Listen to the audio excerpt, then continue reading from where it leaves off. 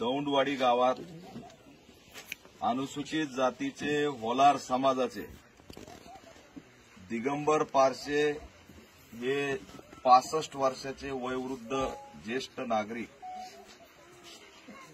ऊसतोड मजूर आहेत आणि महाराष्ट्राला हादरून टाकणारी घटना या गावात घडलेली आहे। बीड जिल्ह्यातल्या ऊसतोड मजुरांचं आयुष्य उद्ध्वस्त आणि अस्तित्व धोक्यात आलेली ही घटना आहे। ही घटना समोर आली म्हणून समजलंय, अशा अनेक घटना आहेत की त्या समोरच येत नाही। दिगंबर पारसे हे त्यांच्या मुकादमाकडे गेल्या 15 वर्षापासून ऊसतोडीचं काम करतायत। त्यांना 4 मुलं आहेत, पत्नी आहे। या सगळ्यांचा गाडा ते ऊस तोडून मजुरी करून या ठिकाणी चालवतात। राहायला घर नाही, हे छोटंसं गाव आहे आणि त्याच्यात आपल्या पोटाची खळगी भरण्यासाठी ऊसतोड मजूर म्हणून या ठिकाणी ते काम करतात।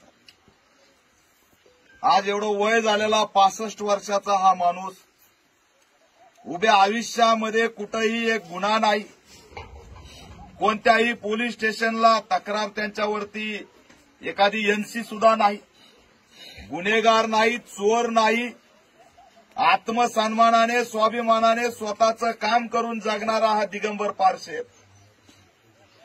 या गावामध्ये मी विचारपूस केली, कधी कुणाला शिवी सुद्धा त्या माणसाने दिली नाही आणि आज ह्या माणसाला क्रूरपणे त्या ठिकाणी त्याचं हत्याकांड करण्यात आलं।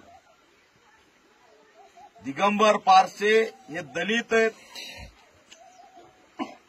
गरीब आहेत, त्यांचे मुलं हे सुद्धा एवढे बलाढ्य ताकदवर नाहीयेत आणि याचाच फायदा घेऊन या आरोपींनी त्यांच्यावरती हल्ला करून त्यांना संपवलेलं।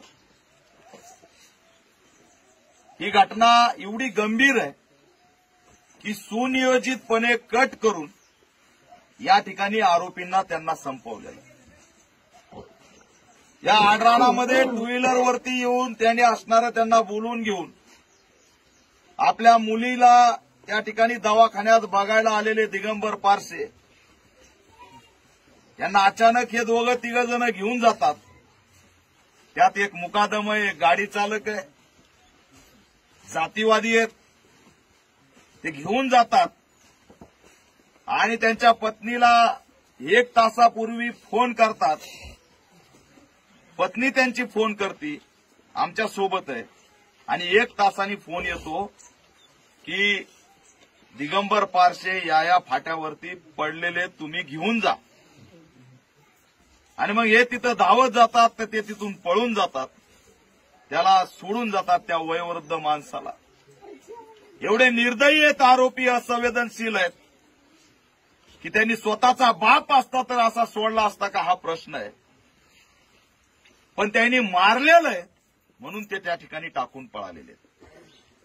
आणि घरी काय सांगितलं की ऍक्सिडेंट झालाय, त्या गाडीवरती 3 जण, 2घाला लागलं नाही, मोटरसायकलला खर्चाटलं नाही, मोटरसायकल कुठं पडलेली नाही। या दिगंबर पारसेंच्या पूर्ण बॉडीवर साधी जखम सुद्धा नाही, फक्त डोक्यामध्ये जबर मार दिलेला आहे। असा ऍक्सिडेंट आहे, ही हत्या आहे। आणि ही हत्या हे सांगतायत घरचे। 10 तारखेला घटना घडली, ते सांगतायत की आमच्या बापाला मारलंय, माझ्या नवऱ्याला मारलंय। या परळीच्या कदम पियायला जाऊन त्या ठिकाणी रडतायत, चला आमच्या घरच्यांचा जबाब घ्या। दिगंबर पारसे तडफडत लातूरच्या हॉस्पिटलमध्ये मृत्यूशी झुंज देत आहेत। घरच्यांनी विचारलं तर ते म्हणतात दाबलं आणि वरून मारलं। ते इशारे करतायत, का पोलिसांनी जबाब घेतला नाही, का तात्काळ दखल घेतली नाही, एफआयआर का तात्काळ केला नाही, आरोपींच्या मुसक्या का तात्काळ आवळल्या नाही। या ठिकाणी हे प्रकरण एवढं गंभीर आहे, एवढं निर्दयी आहे की 13 दिवस त्या पीडिताला लातूरच्या हॉस्पिटलमध्ये तडफडावं लागलं, तरी सुद्धा जबाब घ्यायला कोणी आलं नाही। शेवटी माणूस मेला, ऊसतोड मजून मारला,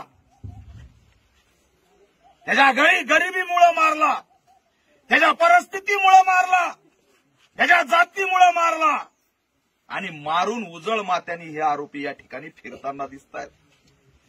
त्यांचे पुतणे, त्यांचे मुलं ज्यावेळेस बॉडी